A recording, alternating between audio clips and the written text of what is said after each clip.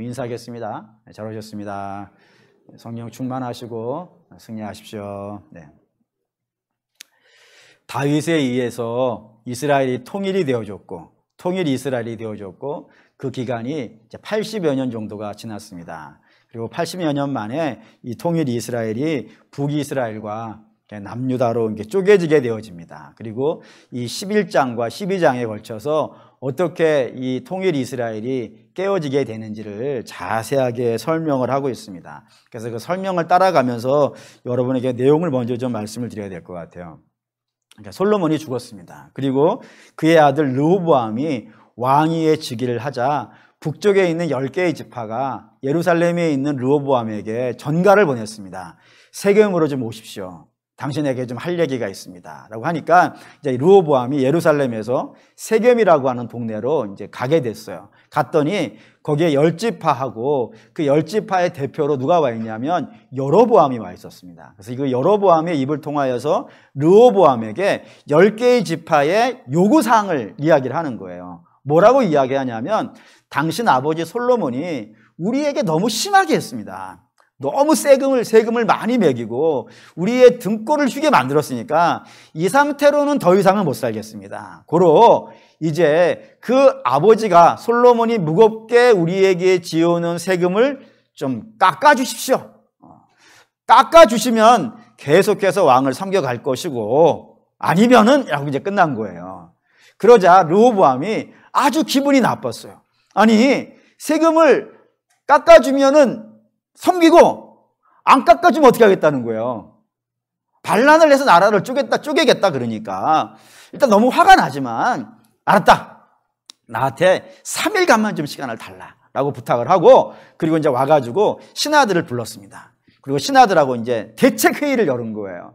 그러자 그 자리에 있었던 그 연륜이 깊은 그런 신하, 노신하들이 왕에게 이야기하기를 당신 아버지가 실제로 백성들의 삶을 너무 힘들게 한 건 사실이지 않습니까? 그러니 이참에 좀 깎아주시죠. 깎아주셔가지고 좀 이렇게 좀 탕감해주면 좋지 않겠습니까? 라고 얘기를 했어요. 그러자 르호보암이 그래 알았습니다 라고 일단 하나 정리해 놓고 다른 신하들, 자기하고 함께 자란 젊은 신하들을 불러다 놓고 물었어요. 야, 이런 상태가 됐는데 어떻게 하면 좋겠냐? 그랬더니 그 신하들의 이야기는 노 신하들하고는 좀 달랐던 거예요. 그 젊은 신하들은 뭐라 그러냐면 기를 내고 화를 내는 겁니다. 아니 폐하, 제 말을 좀 들어보십시오. 백성이 왕을 만나려고 하면 어떻게 해야 됩니까? 지들이 사는 대로 오라고 왕을 해야겠습니까? 아니면 지들이 왕궁으로 와야겠습니까? 여러분 어디로 와야겠어요? 왕궁으로 와야 되는데 지들이 우리 보고 아니 세금으로 오라 그러는 그런 신하가 어디 있습니까? 배은망덕한 것 아니겠습니까? 뿐만 아니라 여로보암이 누굽니까? 여로보암은 당신 아버지 솔로몬이 반역자라고 전국에 지명수배를 내린 자입니다. 근데 저런 자를 섭상 대표로 세워놨다는 건 이미 무슨 마음을 갖고 있는 거예요? 반란의 마음을 이미 갖고 있는 것 아닙니까? 뿐만 아니라 이 세금을 깎아달라고 막 요구하고 세금을 안 깎아주면 나라를 쪼개겠다고 이야기하니 이미 저들의 마음이 돌아선 것이 틀림이 없습니다. 왕께서 이때에 세금을 깎아준다든가 저들의 요구를 들어주면 앞으로 어떻게 될 것 같으세요? 왕은 왕의 역할을 못할 것 같습니다. 고로 초장에 밟아야 합니다. 뭐든지 어떻게 해야 되는 거예요? 초장의 뜻을 내야 되지 않겠습니까? 발언이 너무 셌나? 초장에 그걸 가만두지 마십시오. 그러면은 영원히 밀립니다. 초장에 그냥 하셔야 돼요. 그 말을 듣자 이 왕의 마음이 시원했습니다. 시원할 만하죠. 노신하의 말들은 고구마요. 젊은 신하의 말은 사이다가 된 거예요. 그래서 누구 말을 들었을 것 같으세요? 그래서 젊은 신하의 말을 듣고 그 10지파를 불렀어요. 그리고는 택도 없는 소리 하지 마라 그런 거예요. 깎아주기는 우리 아버지 허리보다 내 손가락이 더 크다 임마 자식들아. 우리 아버지가 채찍으로 너희를 다스렸다 그러면은 나는 정갈로 너희들을 패서라도 꼼짝 못하게 할 거니까 알아서들 해라 라고 이야기했어요. 그러자 북쪽에 있는 10개의 지파가 나오면서 우리가 다윗의 가문하고 무슨 관계가 있겠는가? 다윗의 가문하고 우리는 이제 끝이다라고 하면서 나라를 2개로 쪼개었다라는 것입니다. 이런 걸로 보건대 이스라엘이라는 나라가 분열하게 된 그 분열의 책임은 누구에게 있을 것 같으세요? 당연히 르호보암이죠. 르호보암이 노시나이들의 말을 듣고, 소나기는 어떻게 하는 게 좋겠어요? 일단 좀 피해놓는 게 좋지 않겠어요? 저들이 이미 욕심을 품고 왔단 말이에요. 왕을 오라 그러고 반역자를 앞에 세우고 나라를 쪼개겠다 이미 마음 먹고 왔단 말이에요. 그러니까 일단 소나기는 피해놓고 좀 깎아놓고 차례차례 매년 조금씩 올리면 되지 않겠습니까? 그런 노인 신하들의 말을 듣고, 그래서 어른들의 말을 듣는 게 참 중요해요. 어른들의 말을 듣고 지금 이렇게 처음에 좀 넘어가면 좋았을 것 아니겠어요? 분열하지 않았을 것 아니겠어요? 근데 젊은 신하, 아직 경험이 일천하고 연륜이 일천한 그 젊은 신하들의 말을 듣고 나라의 운명을 함부로 결정한, 더욱이 기도도 한번 안 하잖아요. 하나님께 묻지도 아니하고 이 모든 나라의 문제를 결정한 르호보암의 미련함이 이 나라가 2개로 쪼개지는데 결정적인 공을 했으니까 르호보암이 이 나라가 쪼개지는 것에 대해서 책임을 지는 것이 마땅하다 이겁니다. 그렇게 르호보암의 잘못이다라고 이야기를 하고 나면은 이야기가 깔끔한 거예요. 이해도 쉽죠? 얼마나 깔끔해요. 르호보암이 잘못된 선택을 해가지고 나라가 망했다. 얼마나 깔끔해요. 근데 15절에 이상한, 전혀 예상하지 못하는 말씀이 불쑥 튀어나온 겁니다. 15절 한번 읽을까요? 읽겠습니다. 왕이 이같이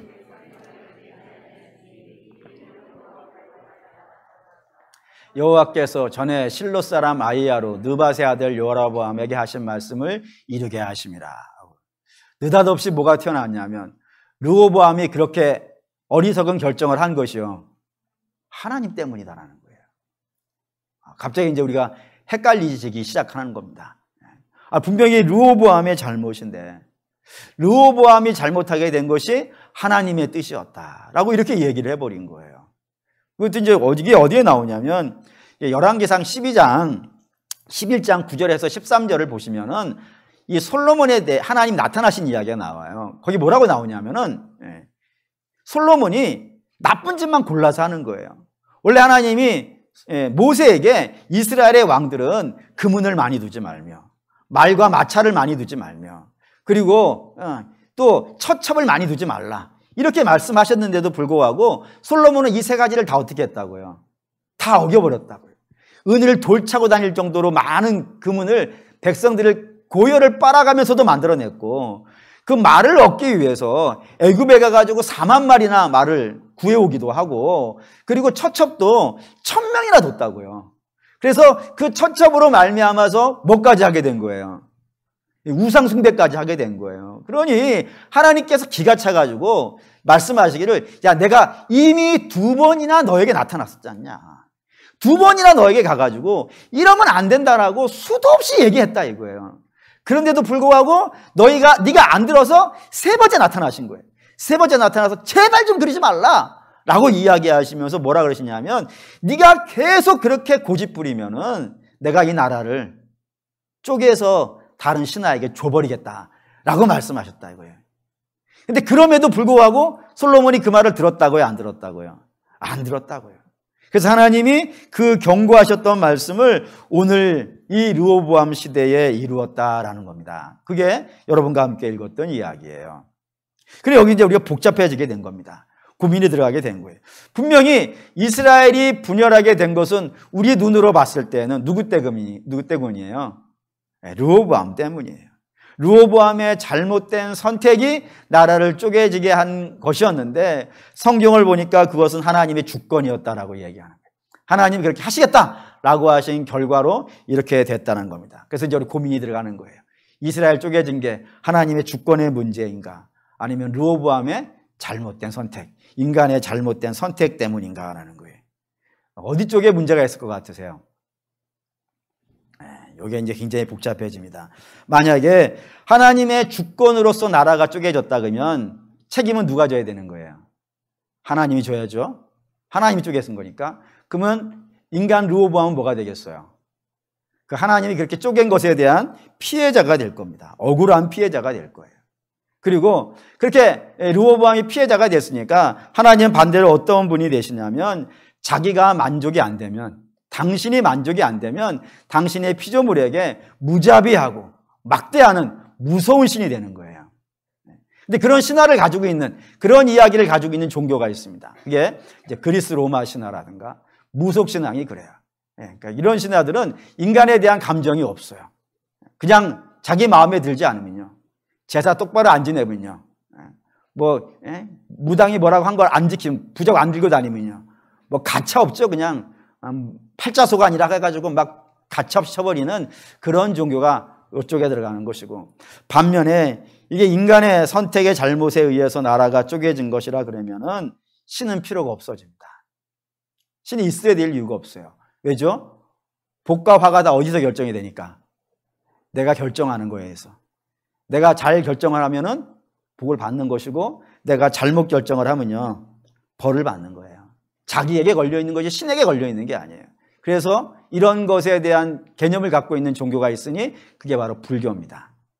여러분, 불교에도 신이 있다는 사실을 아시나요? 목사님, 부처가 신 아닙니까? 원래 부처는 신이 아니죠. 부처는 원래 뭐예요? 사랑이에요. 거기 신 따로 있어요. 신이 따로 있는데 우리는 그 신을 몰라요. 누군지 몰라요. 왜 그럴까요? 신이 중요하지 않아요. 거기는 내가 잘하면 복을 받고 내가 못하면 벌을 받는 거예요. 그래서 내가 부처할 때니까 너도 뭐 하라고요? 너도 부처하라! 그런 개념을 가지고 있는 종교에 신이 따로 있단 말이에요. 절대 신이 따로 있는데 전혀 인간하고 관계없어요. 내가 잘하면 복을 받고, 내가 부처하고 너도 부처하고 같이 부처하자, 그런 개념을 가지고 있는 것이 불교가 되어진다 이겁니다. 그러니 이게 이제 복잡해진 거예요. 기독교는 저기 하나님의 주권의 문제일까? 문제가 있을 때 하나님의 주권의 문제일까? 인간의 선택의 문제일까? 목사님, 저거 그리스 로마 신화나 무속 신앙 또는 불교의 문제인데 뭐 우리까지 끌고 오십니까 하시겠지만, 이게 창세기부터 시작되는 문제이기 때문에 그래요.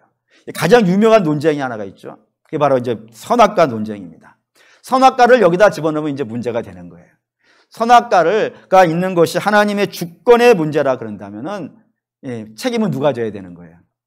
하나님이 지셔야 돼요. 왜요? 하나님 거기 갖다 놨잖아요.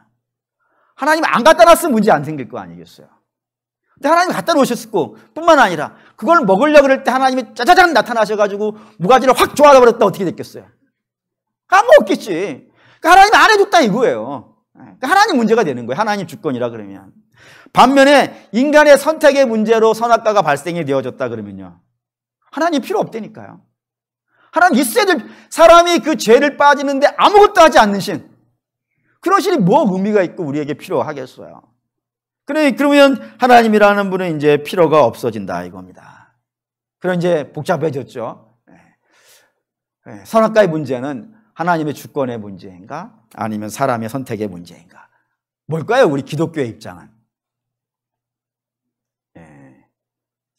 목사님, 복잡하군요. 신앙생활 뭐 이렇게 복잡하게 합니까? 야, 신앙생활 어떻게 하는 게 제일 좋아요? 묻지도 않고 따지지도 않고 그냥 무조건 뭐 하면 되겠어요? 아멘 하면 되죠. 그래도 돼요. 진리니까 엉뚱한 데라 그러면 상관없지만 사실 그래도 돼요. 그런데 그렇게 하면 오늘 저와 여러분이 읽은 이 열왕기상 12장 15절은 여기 있으면 안 되죠. 팍팍 여러분 집에 가서 이제 그어야 돼요. 까만색 색연필로 그어서 안 보이게. 근데 성경이 이걸 여기다가 써놓은 이유는 뭐겠어요? 우리로 하여금 생각해보라 이거지. 그러니 사랑하는 믿음의 성도 여러분, 이런 성경을 볼 때마다 여러분 물으셔야 돼요. 이게 도대체 왠가? 그러니까 기독교를 잘 믿으려면요, 여러분 자꾸 생각하셔야 돼요. 생각이 많은 종교에 이게. 자꾸 생각하고 자꾸 고민하고 자꾸 묻고 자꾸 따지고, 정말 치열한 논쟁이, 기독교는 어마어마한 논쟁이 뭐 2000년간 넘치게 있는 거예요. 그러니까 자꾸 하나님 말씀 읽으시면서 묻고 질문하고 따지고 이렇게 하셔야 돼요. 그냥 가면은 그냥 가도 되기는 해요. 진리니까, 맞는 길이니까. 근데 재미는 없어요. 근데 이걸 알아가는 재미가 보통 신기한 게 아닙니다. 그럼 다시 원래대로 가서 하나님의 주권의 문제일까요? 아니면 우리의 선택의 문제일까요? 이 두 개 다 합니다. 기독교는 이게 두 개 다 걸립니다. 왜 어떻게 걸리냐면 이렇게 걸려요. 하나님은 저와 여러분을 향한 어마어마한 계획, 그 주권적인 큰 계획이 있습니다. 이 계획은 변할까요? 안 변할까요? 변하지 않습니다. 우리를 복주기로 하셨다면 그 복은 어떻게 되겠어요? 반드시 옵니다. 우리를 구원하기로 하셨다면요, 그 계획은 반드시 이루어집니다. 근데 여기에 사람의 일이 있어요. 사람이 그 세부적인 자기의 인생의 모든 것들은요, 자기가 결정할 수 있어요. 자, 선택할 수 있어요. 매사의 모든 것들을 다 자기가 결정할 수 있어요. 근데 사람이 스스로 모든 것들을 결정하려고 할 때 하나님이 가만히 있지 않아요. 달려들어요. 달려들어서 씨름해요. 적극적으로 끼어들어요. 그걸 가만두지 않아요. 씨름하고 싸우고 잡아뜨리고 넘어뜨리고 부러뜨리고 그렇게 씨름해요. 그래도 사람이 자기가 고집 부려서 가면요, 하나님이 놔줘요. 그래, 가라 그래요. 근데 놀라운 게 있어요. 하나님 놓아줘서 갔으면 그 사람 인생이 어떻게 되겠어요? 분명히 아셔야 되는 것은 사람은 죄인이기 때문에 스스로 선을 만들어내지 못해요. 그 선을 만들어내지 못했은 사람이 자기의 인생을 결정했으니까 그 끝이 어떻게 되겠어요? 망하는 게 맞아요. 그래서 심한 고난이 있고 어려움이 있고 근심이 있어요. 근데 놀라운 것은 하나님의 뜻을 따라온 사람, 하나님이 적극적으로 참여해서 끌고 가시려고 할 때 따라온 사람도 도착하는 곳이 어딜 것 같으세요? 하나님의 뜻에 도착을 해요. 당연하겠죠. 근데 자기 고집 부리면서 자기 마음대로 가가지고 이리 깨지고 저리 깨지고 한 사람도 결국엔 어디 와 있을 것 같으세요? 하나님의 뜻에 와 있어요. 그게 놀라워요. 목사님, 뭐 시덥지 않은 이야기가 말도 안 되는 소리 같은 이야기를 하시는가 모르겠습니다 라고 하실지 모르겠지만 성경이 그걸 5만 군데에다가 다 써놨단 말이에요. 예를 들어 볼게요. 가장 대표적으로 예를 드는 것이 야곱입니다. 야곱은 성경에 나오는 사람 중에서 우리와 가장 많이 닮아 있는 사람이라고 알려져 있는 사람입니다. 그 사람이 그 어머니 뱃속에 잉태했을 때 하나님께서 그 야곱에게 앞으로 야곱은 어떻게 될 것이라고 하는 인생의 청사진을 발표하셨어요. 그게 창세기 25장 23절입니다. 읽을게요. 여호와께서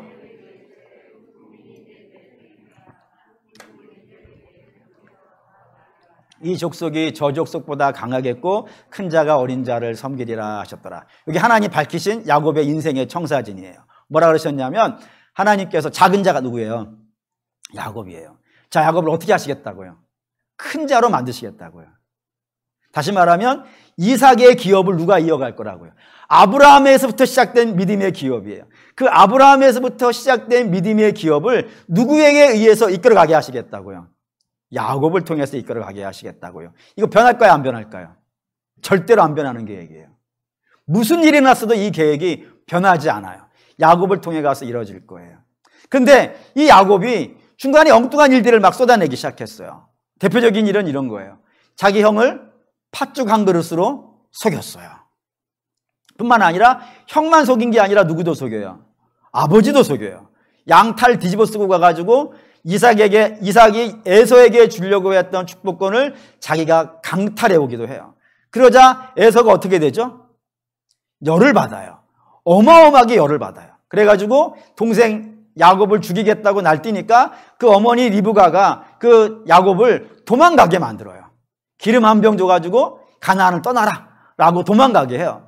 도망가다가 야곱이 베델이라는 곳에 머무르게 되고 하룻밤을 거기서 잠을 자다가 꿈을 꿉니다. 그때 그 꿈에 하나님이 나타나셨어요. 그래서 당신이 어떻게 하실 것인지 야곱에게 직접 이야기하셨어요. 그게 28장 13절에서 15절입니다.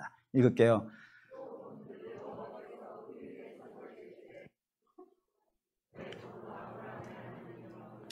하나님이라 내가 누워있는 땅을 내가 너와 내 자손에게 주리니 내 자손이 땅의 티끌같이 되어 내가 서쪽과 동쪽과 북쪽과 남쪽으로 퍼져나갈지며 땅의 모든 족속이 너와 네 자손으로 말미암아 복을 받으리라. 내가 너와 함께 있어 내가 어디로 가든지 너를 지키며 너를 이끌어 이 땅에 돌아오게 할지라. 내가 네게 허락한 것을 다 이루기까지 너를 떠나지 아니하리라 하신지라. 여기 14절까지의 이야기는 한마디로 말씀을 드린다면 하나님이 야곱에게 뭐 주신다고요? 복 주신다고. 그 얘기예요. 근데 이게 복 주는 이야기라 그런다면은 이 15절 이야기 있을 필요가 없어요. 왜 있을 필요가 없을까요? 복 주는 거라면 이렇게 하시면 돼요. 에서의 마음을 어떻게 하면 돼요, 지금? 지금 바꾸면 돼요. 그렇잖아요? 나중에 바꾸시잖아요. 그러니까 지금 바꾸면 될 거예요. 이 동생을 죽이겠다고 막 길길이 날뛰고 있는 저 에서를 지금 팍 죽여버리면 되는 거예요. 그리고 야곱은 안 떠나면 되는 거예요. 거기 그대로 살게 하면 되는 거예요. 근데 이게 단순히 복 주는 이야기로 끝나지 않는 것이 15절 때문인 거예요. 거기에 이제 뭐가 나온 거예요? 어디로 가든지.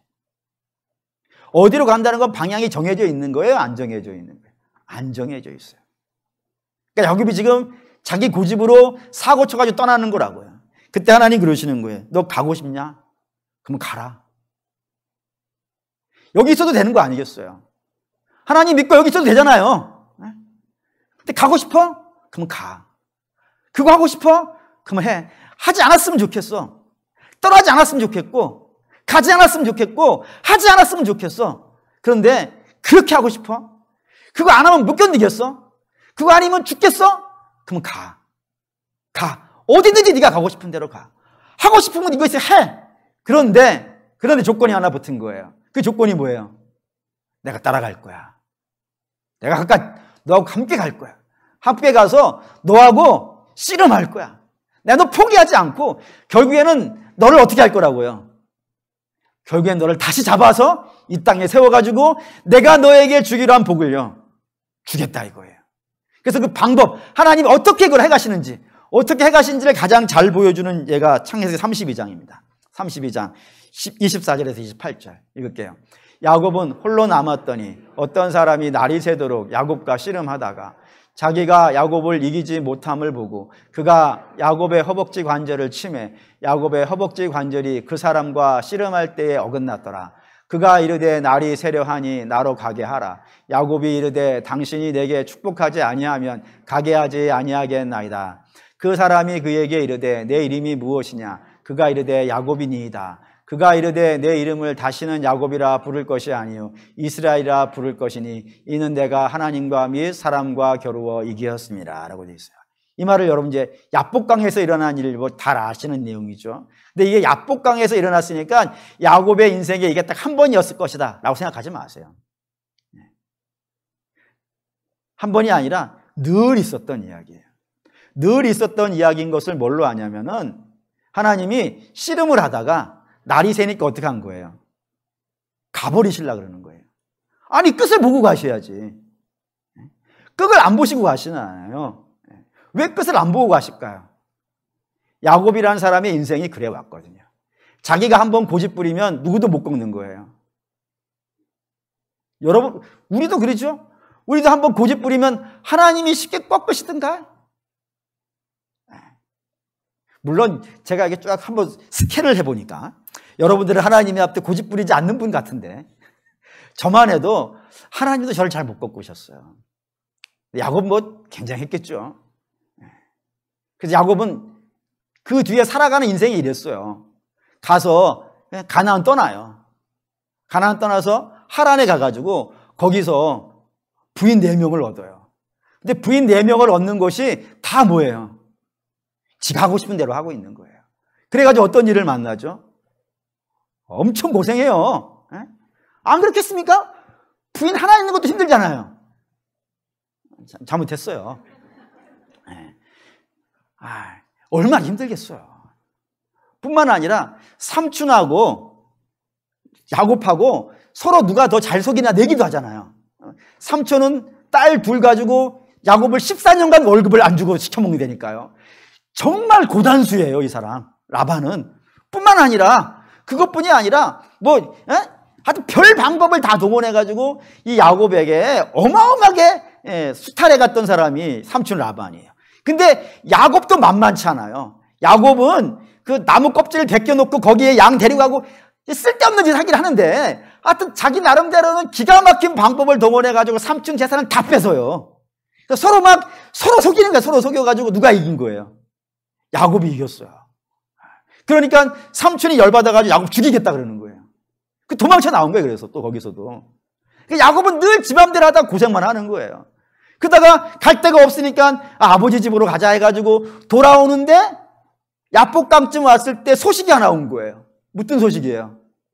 에서가 온다. 근데 에서가 그냥 오는 게 아니고요. 군대를 거느리고 온다 이거예요. 아니 반가워서 오면 어떻게 와야 되는 거예요? 버선발로 뛰어와야지. 군대를 거느리고 오는 건 뭐 때문에 오는 거예요? 그때 못 죽인 거 이참에 죽이자고 오는 거란 말이에요. 그런 야곱이 멘붕이 왔어요. 멘붕이. 그래가지고 아무것도 못하고 야복강에 엎드려가지고 그냥 펑펑 울기나 하고 한숨이나 퍽퍽 쉬고 있는 거예요. 아무것도 못하고 있는 거예요. 그때 어떤 일이 벌어져요?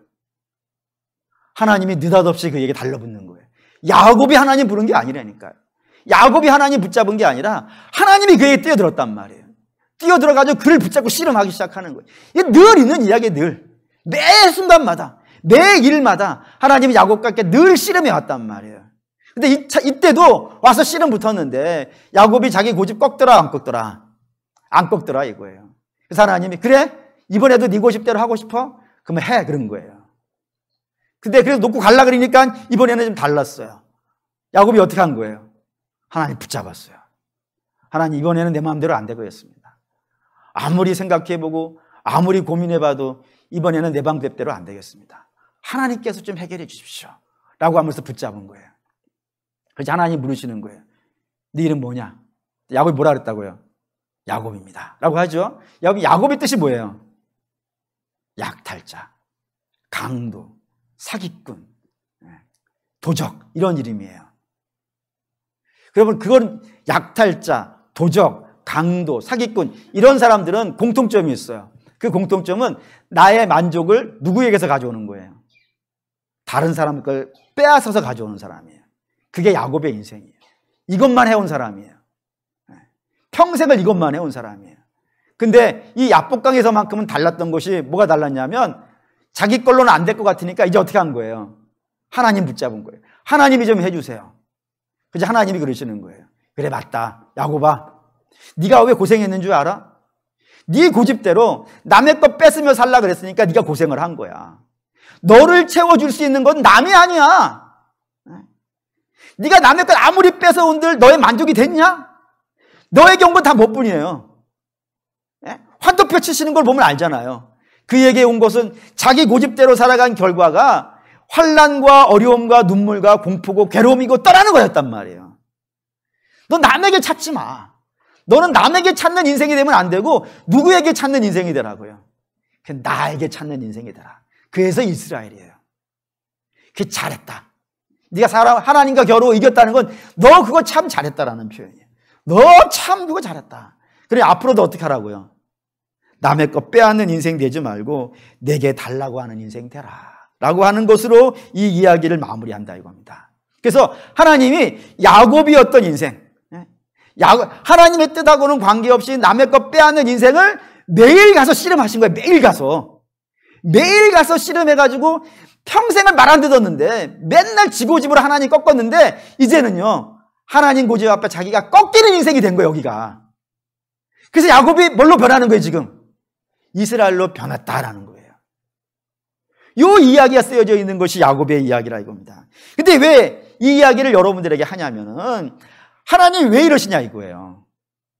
하나님이 처음에 야곱에게 그렇게 하시겠다라고 했으면 찍소리 못하게 꼼짝달싹 못하게 그렇게 사고치지 못하고 도망가지 못하고 떠나지 못하고 지 고집대로 살지 못하도록 꽉 눌러가지고 그렇게 시키셔야 되는데 왜 가고 싶으면 가라. 어디든지 가라. 그렇게 말씀하시고 간 곳마다 쫓아다니면서 씨름하시고 그리고 그 씨름 앞에 결국에는 야곱을 무너지는 인생 복잡하잖아요. 이 복잡한 이야기를 도대체 왜 하시고 있는 걸까요? 그 이유가 있어요. 그 이유는 하나님은 야곱이 부자 되고 야곱이 유명해지고 야곱이 승리하고 이런 것에는요, 관심이 없어요.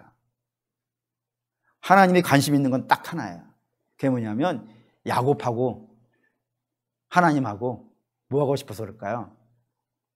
사랑하고 싶어서 그래요. 당신의 사랑을 알려주려고. 네가 누구만을 봐야 되는지, 네가 어떻게 살아야 되는지, 누구랑 교제하고 누구에게 만족을 얻을 수 있고, 그 사랑을 알려주시기 위해서 이 복잡한 과정을 거쳐가는 거예요. 이게 왜 그러냐면 한번 일반 종교라고 비교해 봅시다. 일반 종교는 신하고 사람과의 관계를 기계적인 관계라 그래요. 그걸 왜 기계적인 관계라 그러냐면 이런 식 때문입니다. 사람은 신에게 뭐를 하는 거예요? 신에 필요한 걸 내는 거예요.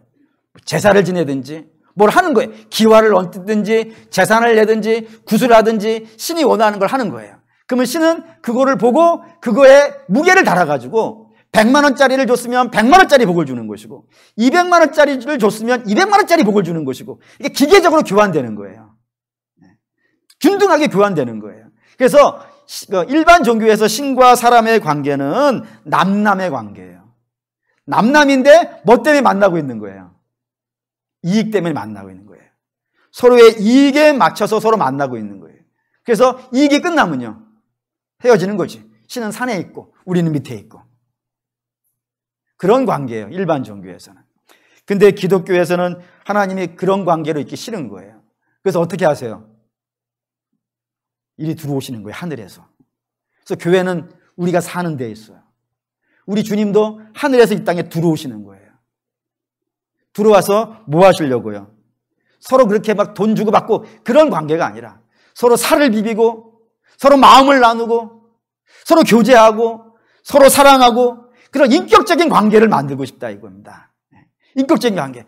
우리가 쓰는 가장 대표적인 말로 말한다면 아버지와 자녀의 관계. 이 관계를 만들고 싶은 거예요. 뭐하고요? 하나님이 누구하고요? 피조물하고. 그 피조물하고 그 관계를 만들고 싶은 거예요. 근데 이 관계를 만들려면 필히 하나 해야 되는 게 있어요. 뭐를 해야 될까요? 선택의 자유를 줘야 돼요. 선택할 수 없으면 그런 사랑이 안 돼요. 예를 들어 볼게요. 제가 여러분들에게 여러분을 사랑하고 싶고 또 여러분들의 사랑을 제가 받고 싶어요. 근데 여러분이 저를 사랑 안 해주네. 그래서 제가 고민하다가 방법을 하나 찾았어요. 그게 뭐냐면 여러분들을 보쌈을 해오는 거야. 응? 밤에 가서 보쌈을 해가지고 저희 집 지하실에 가둬놓는 거예요. 캄캄한 지하실에. 그리고 가가지고 얘기하는 거예요. 당신이 나를 사랑하면 밥을 주고 나를 안 사랑하면 매를 드리겠습니다. 해가지고 밥도 줬다가 매도 줬다 그러는 거예요. 그래서 여러분이 저를 사랑하게 됐어요. 그러면 그거를 사랑이라고 할까요? 그런 사랑하고 싶으십니까? 여러분들이 누군가와 사랑하고 싶을 때 그렇게 하고 싶으신가요? 그러고 싶지 않죠. 그렇지 않으려면 어떻게 해야 되는 거예요? 지하실에 가두면 안 돼요. 밖으로 내놓고 나를 떠날 수 있는 자유를 줘야 돼요. 그리고 내가 그를 어떻게 해주는 거예요? 그리고 말할 수 없이 끝없이 사랑하는 거예요. 끝없이 사랑하는 거예요. 쫓아가면서 사랑하는 거예요. 마치 호세아가 고멜을 사랑하듯이. 고멜은 도망가고 그러는데 호세아는 어떻게 하는 거예요? 하나님이 계속 하라잖아요. 가서 사와. 또 데리고 와. 네가 또 사랑해. 그러면서 계속 하는 거예요. 그러다 보면 어떻게 되겠어요? 제가 여러분을 끊임없이 사랑하는 걸 여러분이 봤어요. 그랬더니 여러분 마음에 감동이 돼서 이 지구상에 수많은 목사가 있지만 나를 사랑하는 목사는 저 박 목사밖에 없더라. 예를 드는 거니까 열받지 마세요. 그래서 그 사랑에 감동되어져서 저를 사랑한다 그러면요, 그때부터 여러분은 저를 어떻게 사랑하겠어요? 내 때문에 사랑하겠어요? 밥 때문에 사랑하겠어요? 아니죠. 여러분의 마음과 생각과 뜻을 다해서 그렇게 사랑하지 않겠습니까? 그때 사랑이 불타는 사랑 아니겠어요? 그런 사랑 되지 않겠습니까? 네. 할렐루야. 여러분의 가족과 그런 사랑 하실 수 있기를 바랍니다. 근데 하나님도 그러고 싶다 이거예요. 하나님 힘으로 억지로 눌러가지고 사랑하는 것이 아니라 너 자유를 줄게. 근데 마음대로 가봐. 근데 나는 너를 포기 못하니까 죽어도 쫓아다닐 거야. 죽어도 쫓아다니면서 내 사랑을 너한테 보여줄 거야. 끊임없이 보여줄 거야. 그래서 네가 내 사랑을 알도록 내가 이 세상에 모든 것이 있는데 이 세상에 있는 모든 것 중에서 나만이 너를 사랑하는 거를 내가 친히 보여줄게. 그래서 쫓아가면 사랑하시는 거예요. 그래서 그 사랑을 받은 사람들이 결국엔 어떻게 하는 거예요? 그 주님 앞에 엎드려지는 거예요. 이런 사랑하고 싶다 이거예요. 그게 오늘 성경의 이야기라 이겁니다. 이게 열왕기에 등장하는 이야기예요. 근데 이 이야기가 왜 오늘 이렇게 중요하냐면은 이스라엘이 지금 어떠한 상태냐면 나라가 망했어요. 누차 말씀드리지만. 그래서 하나님의 백성된 자들이 노예로 끌려가고 있는 거예요. 그들이 하나님께 질문하는 거라니까요. 하나님 우리를 택하셨다 놓고 우리를 하나님의 기업 삼으셨다 그래 놓고 우리가 어떻게 해서 망하게 된 겁니까? 하나님의 약속이 바뀐 겁니까? 라고 이렇게 물었단 말이에요. 그거에 대해서 성경이 답하고 있는 겁니다. 뭐라고요? 너희가 망한 것은 하나님의 힘이 딸려서도 아니고 하나님의 손이 짧아서도 아니고 하나님이 무력해서도 아니라고요. 하나님이 너희를 이렇게 바벨론에 팔아버리게 된 것은 너희가 하나님 사랑하는 것을요 싫어했다 이거예요. 그래서 하나님께 가서 하나님 저 하나님 사랑 안 해요. 하나님 사랑 안 하고 저 바벨론 사랑할래요. 그렇게 얘기하니까 하나님이 안 돼. 바벨론은 너를 사랑하지 않아. 거기 가면 망해. 라고 하나님 막 붙잡고 씨름했다 이거예요. 그래서 예언자도 보내고 심판도 하시고 혼내기도 하시고 지진도 보내고 기근도 보내고 수많이 하나님이 그렇게 가지 말라 그랬다고요. 그런데도 불구하고 이스라엘이 고집을요 안 꺾는 거예요. 전 바벨론 아니면 죽어버릴래요? 자꾸 그러니까 하나님 어떻게 하셨다고요? 바벨론이 그렇게 좋아? 그럼 가봐. 가서 가봐. 해서 당신의 손을 놔줬다고요. 가니까 어떻게 된 거예요? 바벨론은 이스라엘을 사랑하는 거예요? 아니죠. 바벨론이 이스라엘을 따라다녔던 거는 그에게 뭐가 있기 때문이에요. 그래서 그것만 싹 걷어내고 이스라엘을 어떻게 해버린 거예요? 노예로 팔아버린 거예요. 그래서 지금 우리가 이렇게 고난을 당하고 있는 것이라. 그런 이스라엘아, 이 고난은 우리가 잘못된 길을 택한 것이고 그래서 고난 당하는 것이는데 하나님의 사랑은요 변하지 않으니까 그 하나님 반드시 우리를 어떻게 하실 거예요? 야곱을 라반 집에 가서 데리고 오듯이 하나님도 분명히 당신의 약속이 우리에게 변하지 않으니까 바벨론에 우리를 찾아오셔서 우리를 데려가실 것이다. 그러니 그때 우리 주님께서 우리를 부르실 때 어떻게 하라고요? 하나님 앞에 굴복해라. 하나님의 사랑에 반응해라. 그게 그 하나님의 사랑에 우리에게 버리고 간 우리까지도 쫓아오시는 그 하나님의 사랑에 너희 반응해라 라는 것을 이야기해 주려고 이 열왕기상이라는 책이 쓰여져 있단 말입니다. 근데 이게 오늘 우리에게도 중요해요. 왜 우리에게도 중요하냐면 하나님 우리 어떻게 하시겠어요? 우리 사랑하시겠죠? 하나님 우리 얼마나 사랑하실까요? 아들을 죽이실 정도로. 아들을 죽이시고 우리를 사랑하셨다 그러면 그 사랑 바뀔까요? 안 바뀔까요? 어떻게 그게 바뀌겠어요? 아들을 내어놓고 하는 사랑인데 그 사랑 바뀌지 않을 거예요. 그러면 하나님이 그런 사랑을 우리에게 주실 때 우리는 어떻게 반응해야 되는 것이 마땅할까요? 우리는 그 하나님의 사랑에 관심을 가져야겠죠. 그렇지 않습니까? 하나님의 사랑에 귀 기울여야 되지 않겠습니까? 하나님과 사랑 나눠야 되지 않겠어요? 근데 대개 보면은 두 가지로 반응을 꽤 많이 해요.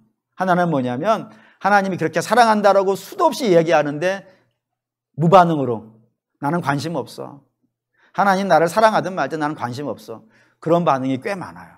여러분 그러지 마세요. 하나님 여러분 사랑한다고 하실 때 사랑 받으실 수 있기를 바라요.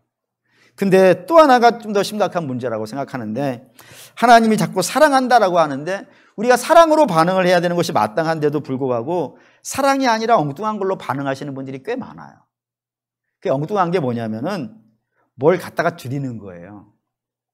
예를 들어서 일을 하는 것, 돈을 내는 것.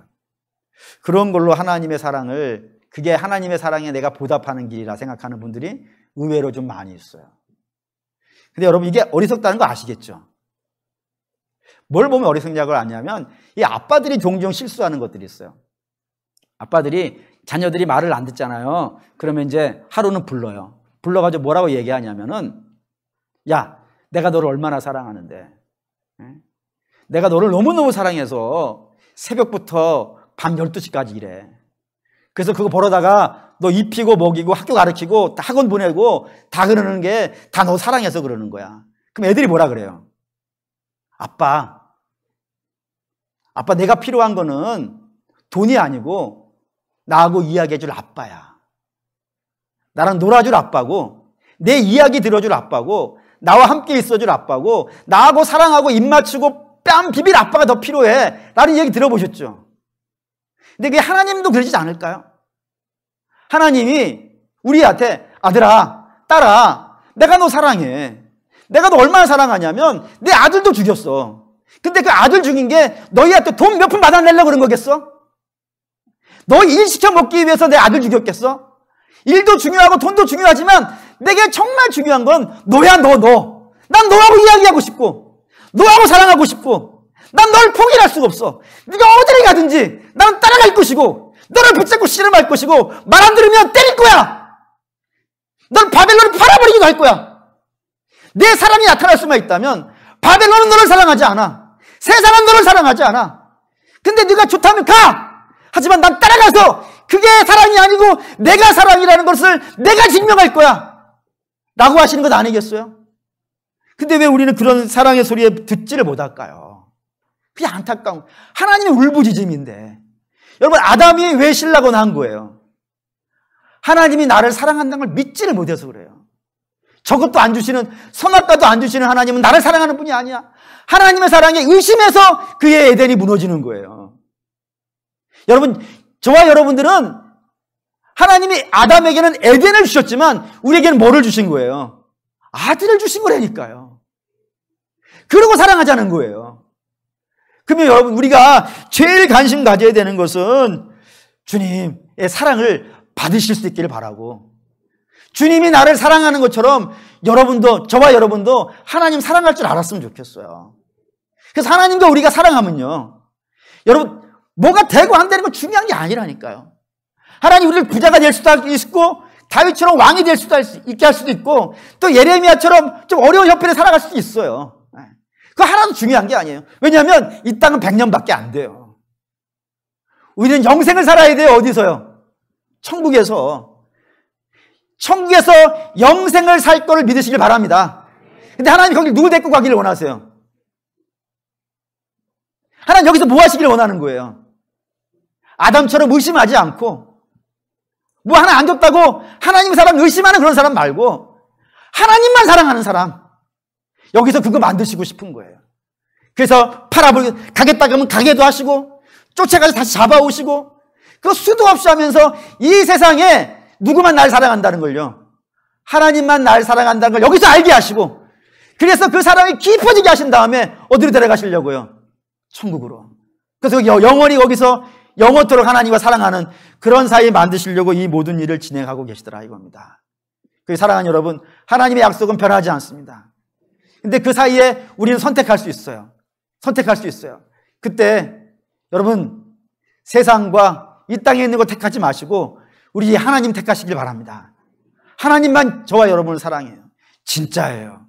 그래서 하나님과 저와 여러분이 하나님과 깊은 사랑을 나눠진다면은 우리의 삶에 말할 수 없이 놀라운 기쁨들이 샘솟듯이 나올 줄 믿습니다.